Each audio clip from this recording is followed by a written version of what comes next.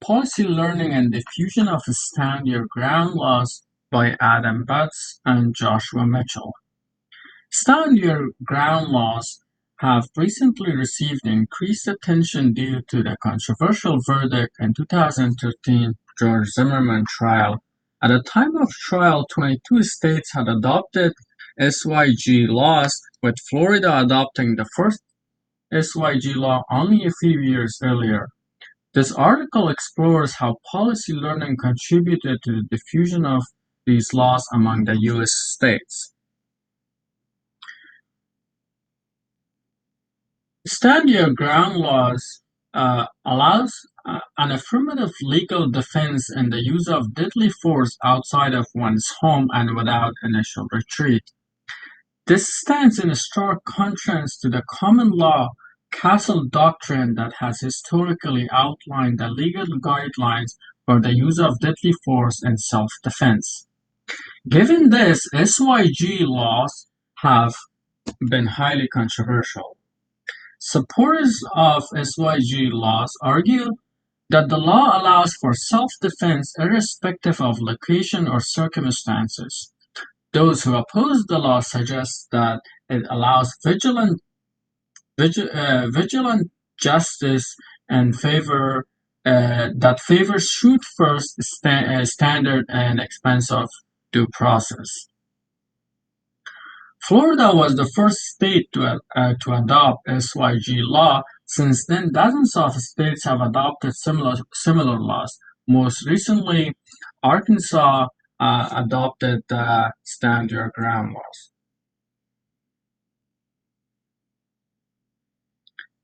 Background information. Stand Your Ground laws have their roots in a century-old English common law feature known as the Castle Doctrine, in which people are given the right to protect themselves and their homes from intruders. The traditional application of Castle Doctrine has always been limited in scope in two important ways when it involves the use of deadly force.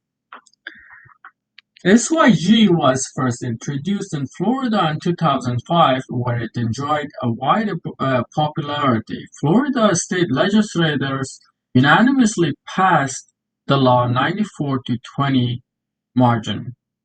Following Florida's example, SYG law soon spread throughout the country with support from influential policy entrepreneurs like the American Legislative Exchange Council and the National Rifle Association. After the law passed in Florida, the NRA vowed to promote similar legislations throughout the nation. The following year, 10 states passed similar laws, and a total of 22 states passed the SYG law by the end of 2011. How Stand Your Ground laws diffuse? Authors find that SYG laws diffuse through policy learning, but how states learn from one another was a multidimensional process. The authors believe that how scholars theorize about and model policy learning should depend on the type of policy that's being examined. Explaining the adoption of Stand Your Ground laws. Internal determinant. Internal determinant refer to those socioeconomic and political factors that exist within a state-level context, such as political ideology, level of wealth, urbanization, industrial activity, and demographics, such as race, that could potentially influence the likelihood of a policy adoption. This paper argues that the states where gun culture is more prevalent is likely to adopt Stand Your Ground laws. Also, crime rate would influence state policymakers either directly or through public pressure because they enhance the permissiveness of self-defense laws, including SYG law. Researchers in policy diffusion studies often hypothesize that the ideology of a government and its citizens often influence the policies that are adopted by jurisdictions. For example, states with majority conservatives are likely to adopt SYG laws uh, compared to liberal states. Internal determinant, racial politics, and stand your ground laws. Racial politics, an area not traditionally associated with policy diffusion, may influence the attractiveness of SYG policies due to the nature of these policies. The social construction of target population is rooted in popular stereotype that can shape policy design and adoption.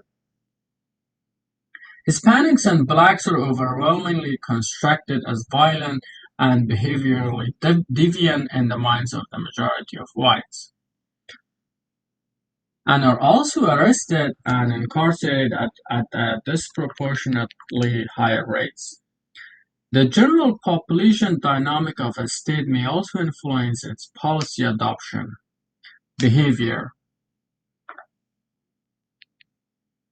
Furthermore, population may be a predictor of crime or the need for policy oriented towards crime reduction.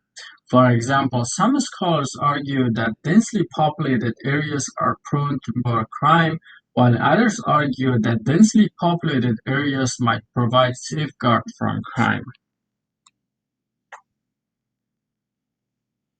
Policy learning and external diffusion of stand your ground laws. Diffusion by learning is through immediate neighboring or regional effects and through national interaction, national connectedness of state-level actors beyond neighboring proximity. Unlike determinants of policy adoption mentioned previously, external theories or mechanisms are those factors that occur outside the adopting jurisdiction that are theorized to influence the diffusion of policy innovation. One of the main theories of policy diffusion, policy learning, refers to government learning from each other when deciding on a certain policy approach. The dynamics of morality policies.